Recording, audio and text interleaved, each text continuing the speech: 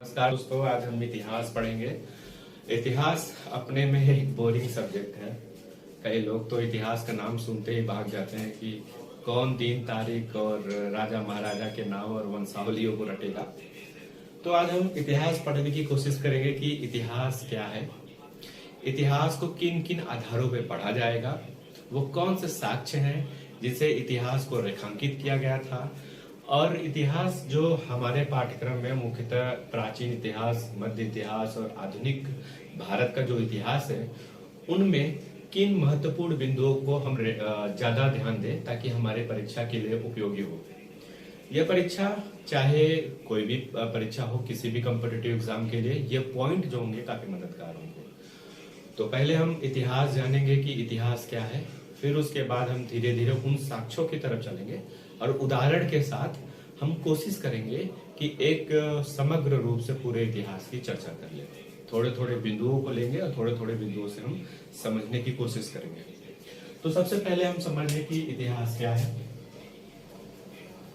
तो सबसे पहले समझने की कोशिश करें कि ये इतिहास क्या है। तो इतिहास जो है दो शब्दों से मिलकर बना हुआ है, एक इति धन हास। कहने का तात्पर्य है कि भूतकाल में घटित हुई घटना, अर्थात भूतकाल में घटित हुई घटना का क्रमिक रूप से अध्ययन करना इतिहास कहलाता है। तो जो भूतकाल में घटित हुई घटना है उसको क्रम से ये जो उसकी अध्ययन करना जो होता है वो इतिहास कहलाता है। जैसे कि ईस्वी सन 1 में क्या हुआ, 2 में क्या हुआ, 3 में क्या हुआ, 4 में क्या हुआ, 2020 तक क्या हुआ, इन सभी का जो क्रमिक रूप से अध्ययन है वो क्या कहलाता है, वो इतिहास कहलाता है। तो इतिहास के अंतर्गत हम भूतकाल में घटित हुई जो घटनाएं होते हैं उन्हें क्रमिक रूप से अध्ययन करने की कोशिश करते हैं। अगर हम व्यवहारिक रूप की बात करें इतिहास के, तो इतिहास के व्यवहारिक पक्ष की बात करें तो इतिहास में व्यवहारिक रूप में हम किसी भी शासन काल की क्या करते हैं, किसी भी शासन काल की हम व्यवहारिक रूप में हम किसी भी शासन काल की राजनीतिक, आर्थिक, सामाजिक और धार्मिक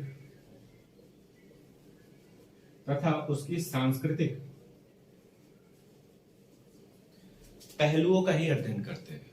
तो सैद्धांतिक रूप में भूतकाल में घटित हुई घटनाओं का अध्ययन करते हैं। अगर हम व्यवहारिक रूप में, जैसे हमारे जीवन में जो व्यवहार का पन होता है, उस व्यवहारिक रूप में देखें तो हम किसी भी शासनकाल की राजनीतिक, आर्थिक, सामाजिक, धार्मिक और सांस्कृतिक पहलुओं का ही क्या करते हैं, उसमें अध्ययन करने की कोशिश करते हैं।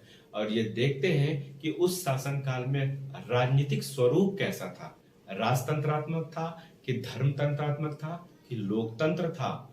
और दूसरी बात आर्थिक देखते हैं कि उस शासनकाल में जो आर्थिक क्रिया थी, आंतरिक आर्थिक क्रिया थी कि बाहरी क्रिया थी। और सामाजिक, उस शासनकाल में हम सामाजिक में ये देखते हैं कि बहुपति विवाह था कि बहुपत्नी विवाह था, विवाह की प्रणाली कैसी थी, दास थे कैसे, वर्ण व्यवस्था थे अर्थात ब्राह्मण, क्षत्रिय, वैश्य, शूद्र का कैसा प्रभाव था, इन सभी का अध्ययन सामाजिक में देखते हैं।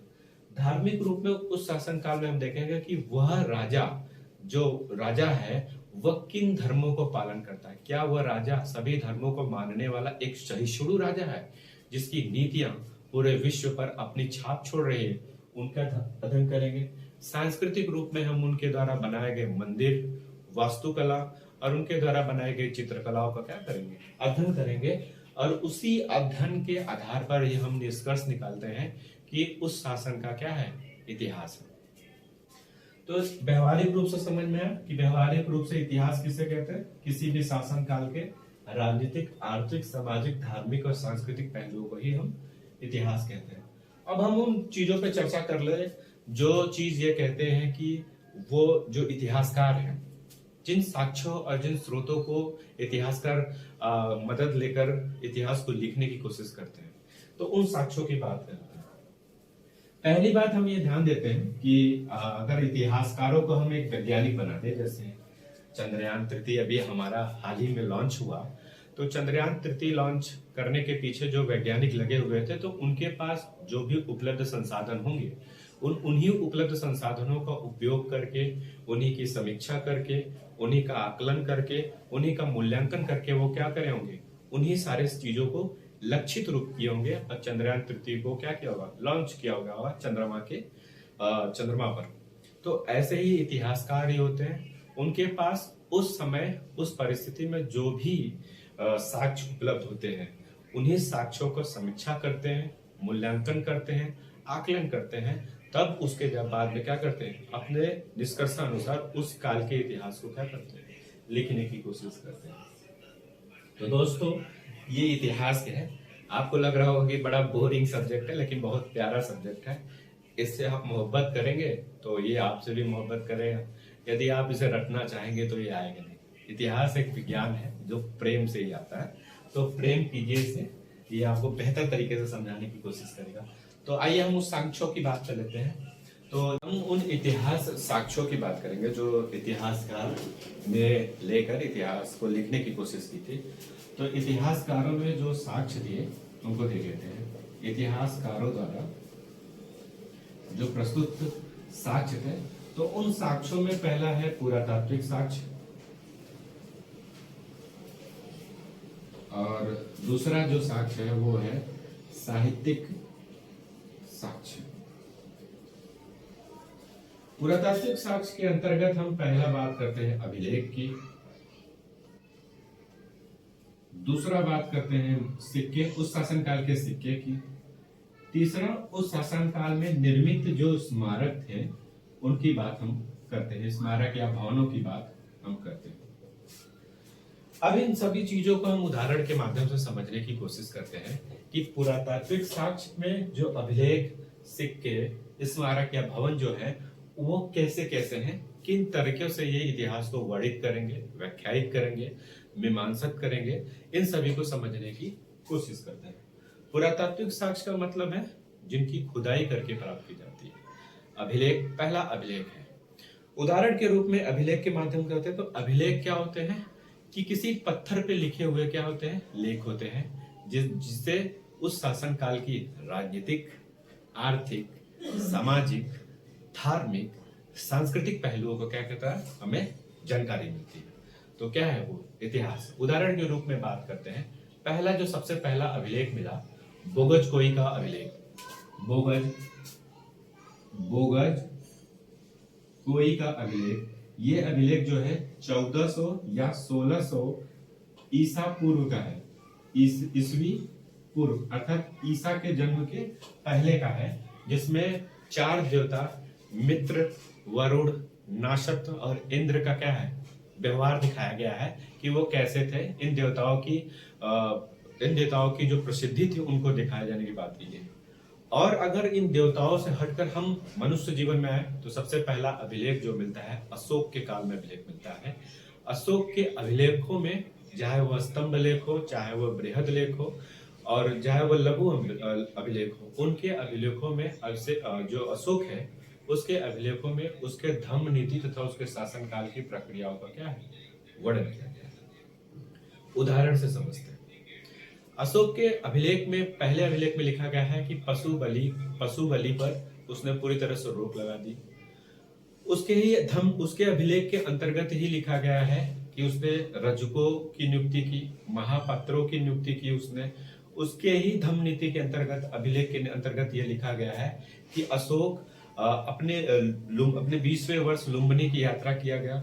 उसमें ही लिखा गया है कि अशोक ने लुम्बिनी की यात्रा करते समय लुम्बिनी में कर राजस्व को 1/8 कर दिया। उसके आगे उसी अभिलेख में लिखा गया है कि अशोक का जो धर्म था वह सभी सहिष्णु, अर्थात उसने सभी धर्मों को अपनी सहिष्णुता बताया। उसी अभिलेख में लिखा गया था कि अशोक ने अपने 5 विदेशी देशों के साथ संबंध बनाए थे, चाहे वो सीरियाई नरेश हो, चाहे वो एपिडस का नरेश हो, चाहे वो मिस्र का नरेश हो। इन सभी से अपने क्या हुए, उन्होंने संबंध बनाए थे। उन्हीं अभिलेखों में, अशोक के अभिलेखों में ही पता चलता है कि धम्म क्या है। उसी अभिलेखों में ही धम्म के उत्तर का पता चलता है कि धम्म ये अपस याने बहु याने दया से माधवे से, ये सारे चीज उसी अभिलेख के अंतर्गत पता चलते हैं। उसी अभिलेख के अंतर्गत हमें ये पता चलते हैं कि अशोक का साम्राज्य कहाँ था दक्षिण में। दक्षिण के चेर, चोल, पांड्य, ताम्रपति, सतयुक्त जैसे क्षेत्रों तक उसका क्या था, साम्राज्य था। इन्हीं अभिलेखों के माध्यम से हमें अशोक के राजनीतिक, धार्मिक, सांस्कृतिक, आर्थिक पहलुओं की क्या होती है, जानकारी मिलती है। कुछ और उदाहरण लेते हैं, गुप्त साम्राज्य के उदाहरण लेते हैं। समुद्रगुप्त के प्रयाग प्रशस्ति में समुद्रगुप्त के द्वारा किए गए कार्यों की जानकारी मिलती है। समुद्रगुप्त ने 12 राज्यों को हराया था पूरे भारत में। समुद्रगुप्त को भारत का नेपोलियन कहा जाता है। समुद्रगुप्त के युद्धों का पूरा वर्णन प्रयाग प्रशस्ति में किया गया। चंद्रगुप्त द्वितीय की बात करते हैं, मेहरौली का अभिलेख, भीतरी का स्तंभ लेख जो है स्कंदगुप्त का, बिलसत का अभिलेख, इन सभी अभिलेखों के माध्यम से जो गुप्त वंश है उनकी जानकारी भी हमें मिलने को देखने को मिलती है। और अगर बात करें तो हर्ष के काल में भी अभिलेख मिले, वंश खेड़ा के मिले, मधुवन के अभिलेख मिले। इन अभिलेखों के माध्यम से हमें हर्ष कालीन अर्थात वर्धन युग का भी जानकारी हमें प्राप्त मिलता है। तो इन अभिलेखों के माध्यम से हमें क्या हो रहा है, किसी भी शासन काल के राजनीतिक, आर्थिक, सामाजिक और धार्मिक पहलुओं को समझने की कोशिश मिलती है। तो समझ में आया अभिलेख क्या है। तो अभिलेख के माध्यम से ही हम क्या कर रहे हैं, इतिहास को जानने की कोशिश की है। बोर तो नहीं हो गया ना, बोर नहीं होना है, आराम से पढ़ने की कोशिश करेंगे। सिक्के या मुद्रा की बात करते हैं। सिक्के जो होते हैं अमूमन क्या होता है, एक मुद्रा होता है जिससे किसी भी वस्तु और सेवा को आसानी से खरीद सकते हैं। तो अब जिस शासन काल में सिक्के चल रहे होंगे, चाहे वह सिक्के कैसे हो, चाहे वह जो सिक्के हो, चाहे जो सिक्के हो, ये जो सिक्के होंगे या जो मुद्रा है यह क्या होंगे, मुद्रा जो है ये तो या तो आहत सिक्के होंगे या स्वर्ण के होंगे या चांदी के होंगे या तांबे के होंगे या सीसा के होंगे या टीन के होंगे। इन्हीं प्रकार के क्या होंगे, ये सिक्के होंगे। उदाहरण के लिए समझते हैं, मौर्य काल में सबसे पहले पंचमार्ग सिक्कों की प्रचलन चली गई थी। उन पंचमार्ग सिक्कों के माध्यम से अर्थात आहत सिक्कों के माध्यम से ही व्यापार का कार्य किया जाता था। व्यापार की जो खरीद, वस्तुओं सेवाओं की जो खरीद थी, इन आहत सिक्कों से की जाती है। हिंद यूनानियों की बात करते हैं, और जो हमारे यहाँ विदेशी जैसे मिनांडर आया, उन जो लोगों थे उन्होंने स्वर्ण मुद्रा का प्रचलन कराया, चांदी का प्रचलन चलाया। कुषाण वंश में अगर आप बात करेंगे, विम कटफेसिस और कुजुल कटफेसिस लोगों ने स्वर्ण तथा चांदी के सिक्के चलाए। वहीं कुषाण काल में भी स्वर्ण, चांदी और तांबे के सिक्के चले। सातवाहन काल में जो गौतमी और सतकर्णी थे, वशिष्ठ पुलामावी थे, इन्होंने शीशे के सिक्के चलाने की कोशिश की। तो हमें यह पता चलता है कि उस काल में जो सिक्के चलाए गए हैं, उन सिक्कों के माध्यम से उस शासन काल में जो व्यापार हो रहा था, आंतरिक व्यापार कैसा था, आर्थिक बाहरी व्यापार कैसा था, उन सारी चीजों की बात करें। एक उदाहरण के रूप में आपको बात देते हैं, गुप्त काल में ऐसा क्या हुआ था कि कई उदाहरण मिलता है गुप्त काल में कि लोग आपस में व्यापार करने के लिए कौड़ियों का उपयोग करते, क्योंकि आंतरिक व्यापार जो था वो पूरी तरह से ठप हो चुका था। तो हम इन सिक्कों के माध्यम से भी क्या कर सकते हैं, पता लगा सकते हैं कि किन किन शासन काल में कौन कौन से सिक्के का प्रचलन हुआ था, और इन सिक्कों के प्रचलन के माध्यम से उस शासन के वंशावली और उस शासन के राजनीतिक, सामाजिक, आर्थिक, धार्मिक और सांस्कृतिक पहलुओं को जानने की क्या करेंगे, कोशिश करनी जाएगी। अगला जो साक्ष्य है, उसमें साक्ष्य में आता है स्मारक या भवन। इसमें हम अगर बात करें तो उनके द्वारा बनाए गए जो मंदिर होंगे, उनके द्वारा बनाए गए जो वास्तुकला होंगे और उनके द्वारा जो बनाए गए चित्रकला होंगे, इन सभी चीजों को क्या करेंगे, हम जानने की कोशिश करेंगे। इन्हीं के माध्यम से हमें क्या होगा, पता चलेगा कि किन किन चीजों की बात करें। अगर हम मंदिर की बात करें तो मंदिर क्या है, पूजा स्थल है जिसमें एक जिसके गर्भगृह में एक देवता होगा और उस देवता की पूजा की जाती थी। चोल राज्यों में, उदाहरण के लिए चोल राज्यों में क्या रहती, मंदिर में देवता के साथ साथ राजाओं की भी पूजा होती थी। तो इससे ये पता चलता है कि उस शासन काल में मंदिर का कितना महत्व था। चोल राजा जैसे राजेंद्र प्रथम, राजराज, ये सभी क्या थे, ये राजा है जब किसी क्षेत्र को जीतते थे तो उसके उत्सव में एक मंदिर का निर्माण करते थे। गंगेट चोलपुरम, तंजावर का मंदिर, बृहदर्थ का मंदिर, ये सभी क्या था, इनके जीते हुए साक्ष्य थे। गुप्त काल में भी मंदिर बने, भीतरगांव कड़िका का मंदिर बना, खजुराहो के मंदिर भी आप देख ही रहे होंगे। तो ये सभी मंदिर क्या है, किसी के शासन काल में बनाए हुए मंदिर है। वास्तुकला के अंतर्गत हम उनके द्वारा जो किए गए नक्काशी है, अलंकृत है, इन सभी चीजों को समझने की बात करेंगे। अगर चित्रकला की बात करते हैं तो चित्रकला में सबसे अच्छा चित्रकार मध्य भारत में जहांगीर था। जहांगीर की चित्रकला काफी अच्छे बेहतर माने जाते हैं। तो उससे हमें मुगल सल्तनत की भी जानकारी क्या मिल जाती है, तो मिलने की कोशिश मिल जाती है। तो ये सारी चीजें हैं जो पुरातात्विक साक्ष्यों के माध्यम से हमें मिल जाती है। तो एक बार हम पुनः समझ लेते हैं कि जो पुरातात्विक साक्ष्य है वो क्या है। तो हम समझने की कोशिश करेंगे। पुरातात्विक साक्ष्य क्या है, इसमें पहला है अभिलेख, दूसरा है सिक्का, तीसरा है उस शासन काल में बने हुए स्मारक या भवन। ये सारी चीज क्या है, पुरातात्विक साक्ष्य है जो इतिहास को समझाने के लिए क्या होते हैं, महत्वपूर्ण होते हैं। तो दोस्तों बेहोश तो नहीं हो गए, बोर तो नहीं हो गए। अभी हम आगे साहित्यिक वर्णन को समझने की कोशिश करेंगे कि किस तरह से साहित्यिक साक्ष्यों में हम इसका उपयोग कर सकते हैं। ठीक, तो उसको समझने की कोशिश कर लेते हैं। आते हैं दूसरा से साक्ष्य है हमारा साहित्यिक साक्ष्य। साहित्यिक साक्ष्य, साहित्यिक साक्ष्य में हम दो तरीके से बात करते हैं, एक देसी और एक विदेशी। देसी के अंतर्गत हम बात करेंगे बाद में, पहले विदेशी की बात करते हैं। विदेशी के अंतर्गत किसी भी शासन काल में आए हुए जो विदेशी यात्री थे उनके द्वारा उस शासन काल में वर्णित राजनीतिक, धार्मिक, सामाजिक, सांस्कृतिक पहलुओं जो भी लिखी गई, उन्हीं लिखे हुए स्रोतों के आधार पर क्या किया जाता है, ये बताया जाता है कि उनका इतिहास कैसे था। जैसे उदाहरण के लिए बात करें, मौर्य काल में मेगस्थनीज ने इंडिका लिखी, इब्न बतूता ने रहेला लिखी, फाइहान चंद्रगुप्त द्वितीय के काल में आया, मार्को पोलो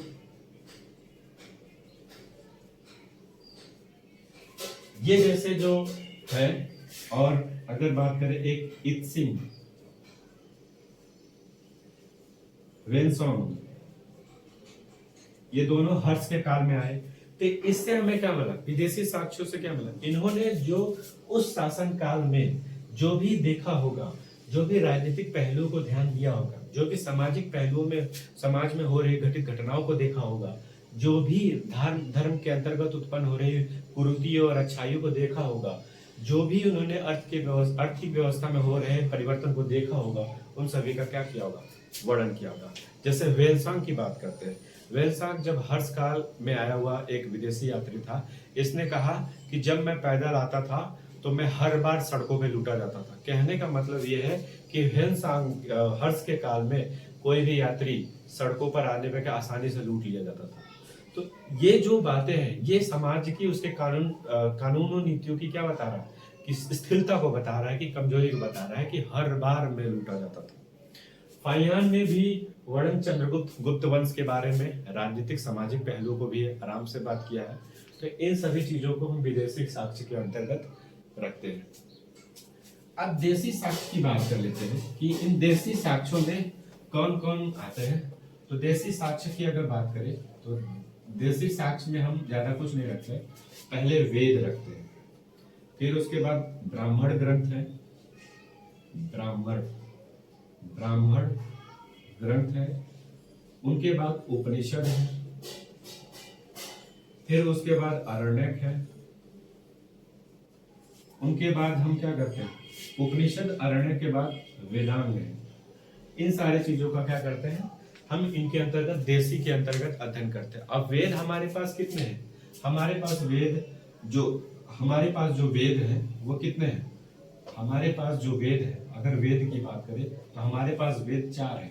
ऋग्वेद जो सबसे पुराना है, उसके बाद सामवेद जिसमें संगीत की बात की गई है, यजुर्वेद जिसमें यज्ञ का वर्णन है, और उसके बाद अर्थवेद जिसमें जादू टोना की बात की गई है, अर्थात इसमें जादू टोना की भी क्या की गई, बात की गई। इसमें यज्ञ की सारी प्रक्रियाओं का वर्णन किया गया है, इसमें संगीत का वर्णन किया गया है। और ऋग्वेद जो है सबसे पुराना वेद है, जिसमें मंत्रों की जो संख्या है 1028 क्या है, इसमें सूक्त है, और उसके मंत्रों की संख्या भी इसमें देखी गई है।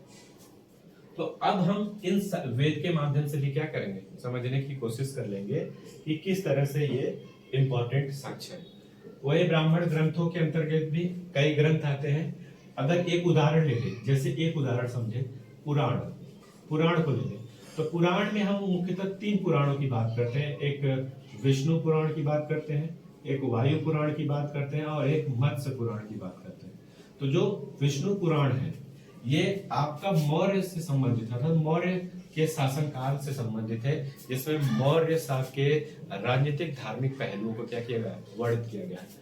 वायु में गुप्त काल से संबंधित है, जो गुप्तों के वंशावलियों को बताता है। वही मत्स्य के अंतर्गत सातवाहन वंशों का क्या किया गया है, उल्लेख किया गया है।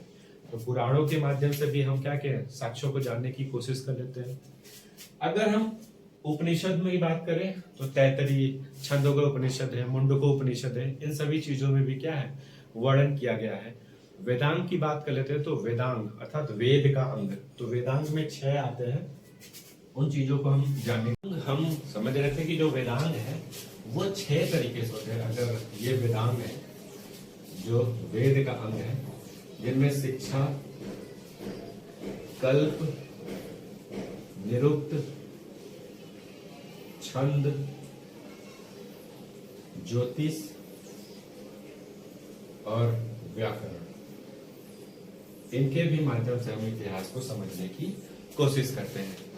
ज्योतिष पे एक कहा गया, गार्गी ने एक बड़ा अच्छा कथन दिया गया है कि यवन पूजनीय है। क्यों? क्योंकि उन्हें ज्योतिष आती है। भले ही वो खराब है लेकिन वो पूजनीय योग्य है क्योंकि उन्हें ज्योतिष आती है। तो बड़ा अच्छा कथन था गार्गी का। तो बोर तो नहीं हुए होगे, तो हम फिर से एक तरीके से रिवाइज कर लेते हैं। पहला सैद्धांतिक पक्ष, भूतकाल में घटित हुई घटनाओं का क्रम रूप से अध्ययन इतिहास कहलाता है। व्यवहारिक पक्ष, किसी शासनकाल के राजनीतिक, आर्थिक, धार्मिक, सांस्कृतिक पहलुओं का अध्ययन इतिहास कहलाता है।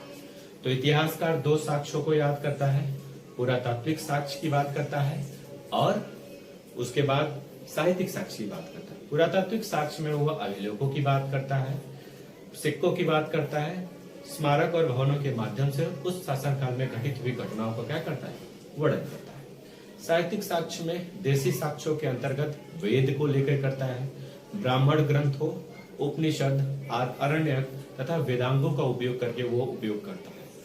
विदेशी के अंतर्गत वो विदेश के उस शासनकाल में आए जो विदेशी यात्री हैं उनके द्वारा देखा गया, सुना गया, जो भी वर्णित किया गया है उसके आधार से इतिहासकार इतिहास का क्या करते हैं, समीक्षा करते हैं। तो इसके माध्यम से हम क्या करते हैं, इतिहास को लिखते हैं। तो समझ में आ गया कि इतिहास क्या है, इतिहास का परिचय क्या है, ये सारी चीज समझ में आ गए। अब हम उन महत्वपूर्ण बिंदुओं की बात करेंगे कि जो हमें प्राचीन से लेकर आधुनिक भारत में हमें पढ़ना है और जो एक तरीके से हमारे दिमाग में क्या करेगा, रेखांकित कर लेगा, कोदेगा, जिसे हमारे परीक्षाओं को आसानी से कर लेगा।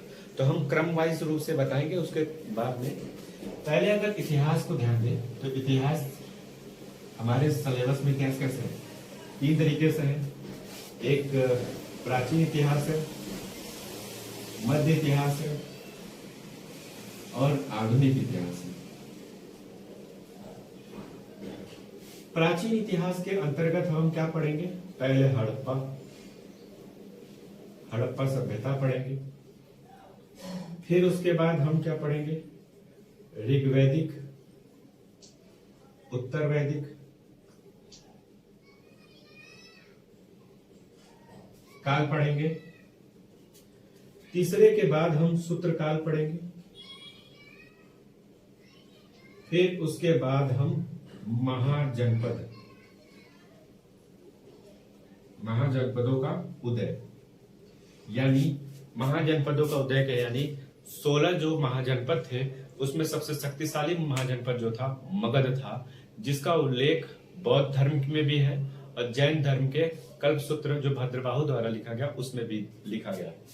तो इन महाजनपदों का जो उदय हुआ, इसके अंतर्गत जो शासन काल में जो शासक आए उनका भी हम क्या करेंगे, वर्णन करेंगे। फिर उसके बाद हम आगे चलते हैं। तो आगे जब हम चलेंगे तो महाजनपदों के बाद हम मगध का उत्कर्ष देखेंगे। मगध के उत्कर्ष में हम 3 चीज को देखेंगे। एक देखेंगे, एक हरेक वंश, एक शिशुनाग वंश, एक नंद वंश। हरेक वंश, शिशुनाग वंश, नंद वंश। नंद वंश में घनानंद को पराजित करके भारत का एक नया सम्राट उदय होगा जिसे चंद्रगुप्त मौर्य कहते हैं, और वो मौर्य साम्राज्य का क्या करेगा, स्थापना करेगा। मौर्य साम्राज्य की जब स्थापना करेगा तो कई इतिहासकार उसके जाति, उसके पक्ष और उसके राजनीतिक, आर्थिक और धार्मिक पहलुओं की चर्चा पर चर्चा करेंगे। कई लोग उसके जाति को लेकर चर्चा पर चर्चा करेंगे, कई लोग उसके उत्पत्ति को लेकर, जो हम इतिहास के अंतर्गत पढ़ेंगे। तो मौर्य वंश का जब उदय हो गया, तो मौर्य वंश का जब उदय हुआ था, आप ध्यान देंगे कि मौर्य वंश का जो उदय हुआ, मौर्य वंश के अंतर्गत हमने सबसे पहले चंद्रगुप्त मौर्य को देखा। उसके बाद हम चंद्रगुप्त मौर्य के बाद हम बिंबिसार को देखेंगे। उसके बाद अशोक को देखेंगे। अशोक के बाद उसके उत्तराधिकारियों की बात हम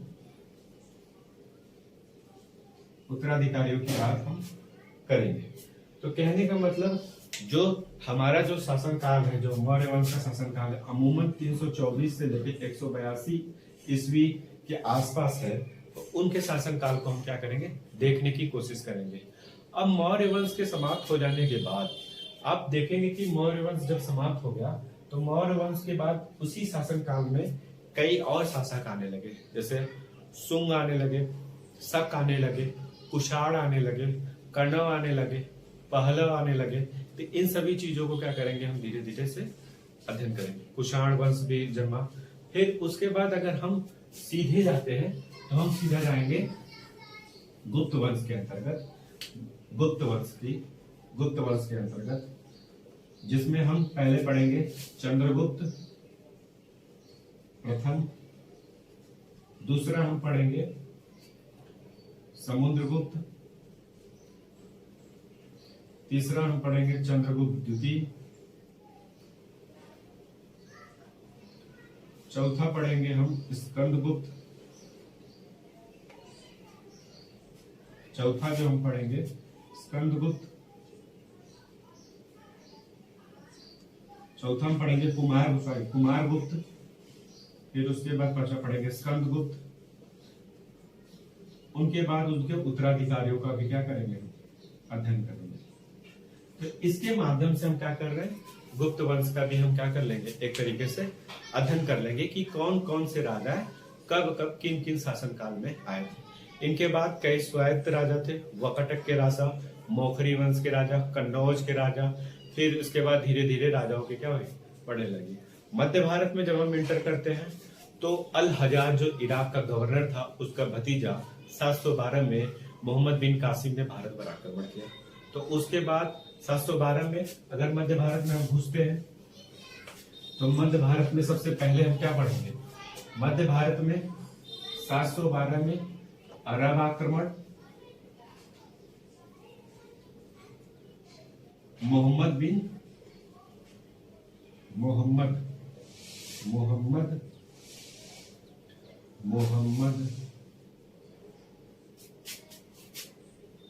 बिन कासिम 712 में अरब आक्रमण। अल हजाज इराक का गवर्नर का भतीजा था मोहम्मद बिन कासिम, इसने भारत में 712 में आक्रमण किया। उसके बाद हम गजनी वंश पढ़ेंगे, गौरी वंश पढ़ेंगे। गौरी के बाद हम गुलाब वंश की बात करेंगे, अर्थात कुतुबुद्दीन ऐबक, सॉरी गलती रहते, गुलाम वंश में हम कुतुबुद्दीन ऐबक, कुतुबुद्दीन ऐबक। इनके बाद इल्तुतमिश,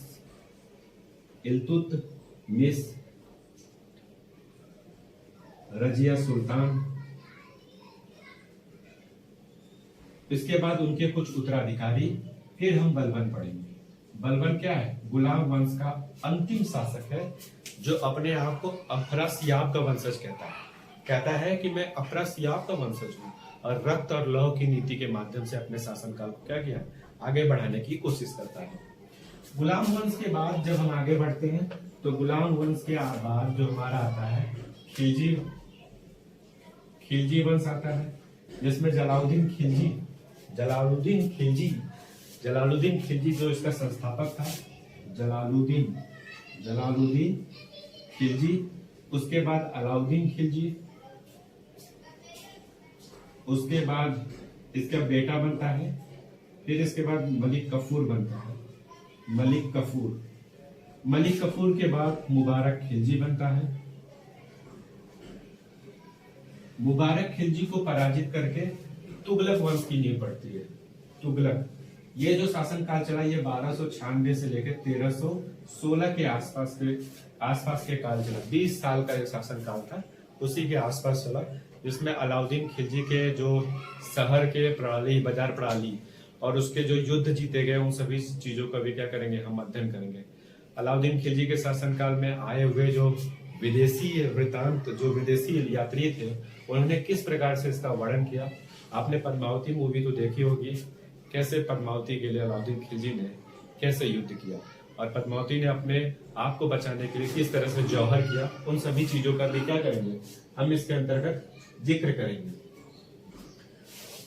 खिलजी वंश के बाद हम बात करते हैं तुगलक वंश की। तो तुगलक वंश की बात करते हैं। तुगलक वंश में गयासुद्दीन तुगलक, फिर उसके बाद मोहम्मद बिन तुगलक,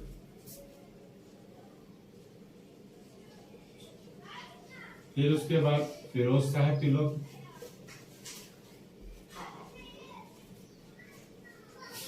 फिरोज शाह तुगलक के बाद जब तुगलक उनके उत्तराधिकारी आए तो तुगलक वंश का भी क्या हो गया, समापन हो गया। कैसे मोहम्मद बिन तुगलक को कहा जाता है कि पढ़ा लिखा मूर्ख है, कैसे गयासुद्दीन तुगलक की मृत्यु हुई, और कैसे फिरोज शाह तुगलक के द्वारा जो कार्य किए गए, फ्री मुफ्त में जो अस्पताल बनाया गया, उन सभी चीजों का भी क्या करेंगे, हम अध्ययन करने की कोशिश करेंगे।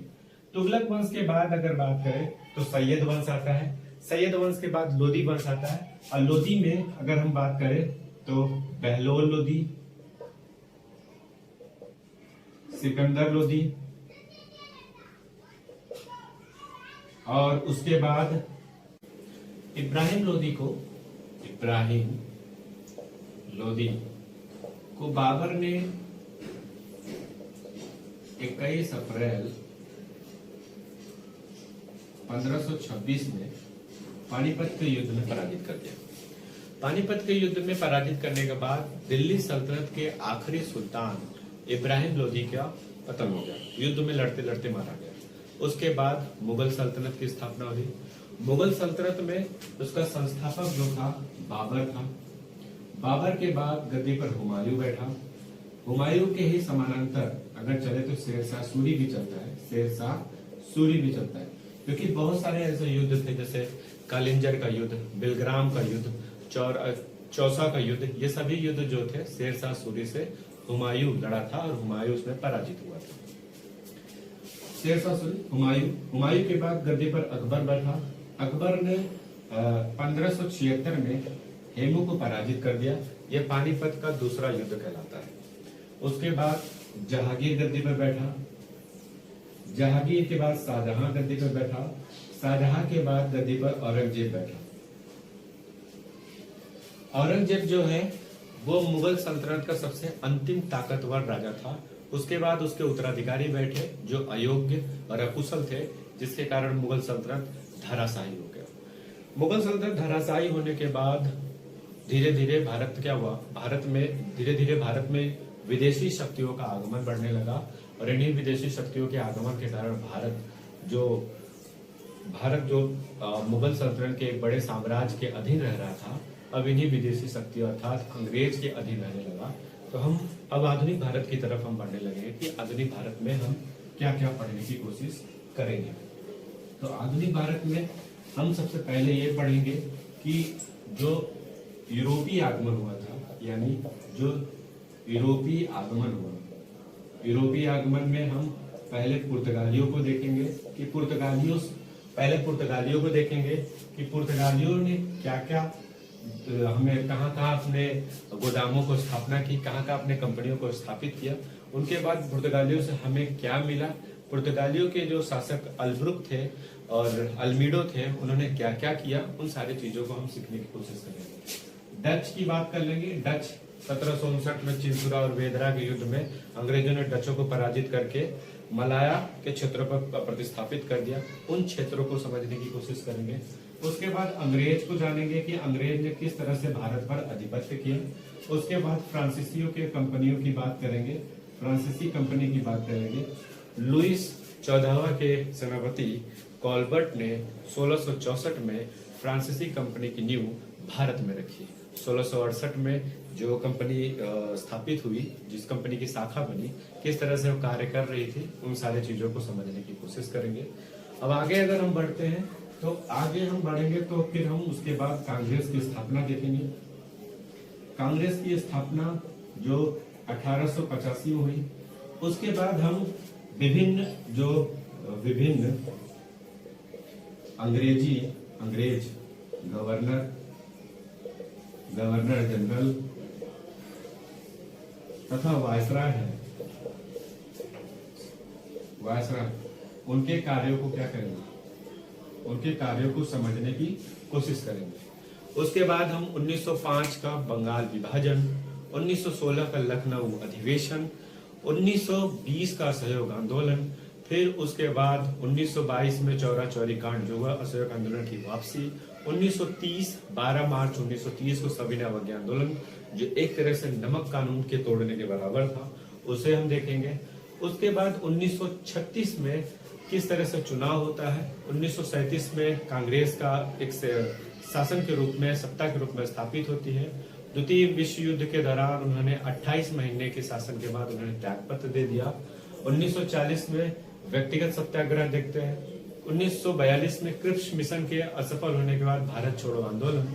उसके बाद भारत की आजादी अर्थात एटली घोषणा पत्र जो 18 जुलाई 1947 को हस्ताक्षरित हुई, उसके माध्यम से हम भारत की आजादी के बारे में जानने की कोशिश करेंगे।